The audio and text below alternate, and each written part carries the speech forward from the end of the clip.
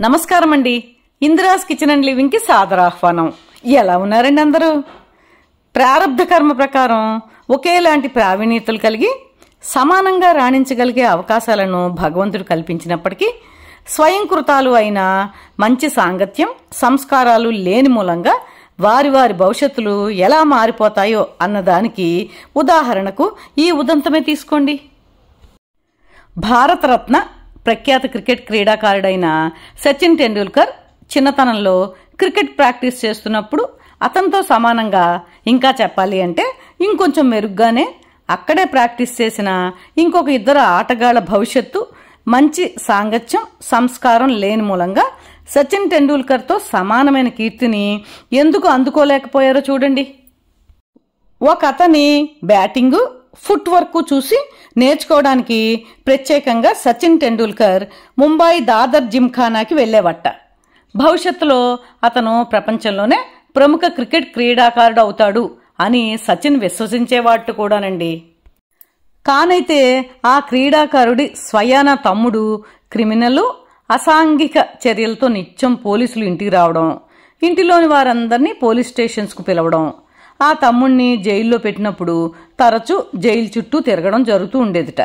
దాంతో ఆ క్రికెటర్కి ఏకాగ్రత పోయి సంఘంలో పరువు పోయి చివరకు కెరియర్ నాశనమై ఇప్పుడు స్లంలో దీనస్థితిలో బతుకుతున్నట్టండి.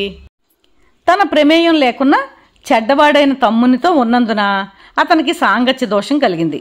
అందుకనే చెడ్డవాడెవరైనా సరే వానిని ఆమడ దూరంలో పెట్టడమో మనం ఉండడమో చెయ్యాలి అని పెద్దలు అనేవారు కదండి.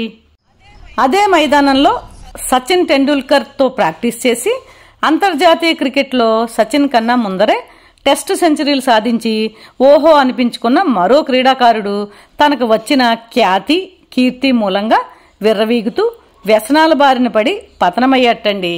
అంటే సంస్కారాన్ని మరిచి ప్రవర్తిస్తే వచ్చే పర్యవసానాన్ని అనుభవించట. వీరిద్దరూ సాంగత్యము సంస్కారపరంగా జాగ్రత్తగా ఉంటే మరో ఇద్దరు సచిన్ టెండూల్కర్ లాంటి ప్రతిభావంతులు మన దేశానికి దొరికేవారు కదండి.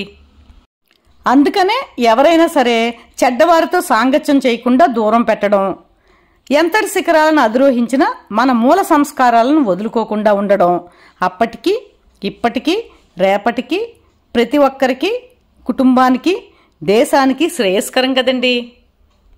ఈ వీడియో కనుక మీకు నచ్చినట్లయితే లైక్ షేరు కామెంటు చేయండి. సబ్స్క్రైబ్ చేసుకునే వారు ఉంటే సబ్స్క్రైబ్ చేసుకోండి. మీ లైక్స్ నాకు చాలా అమూల్యమండి. Thank you.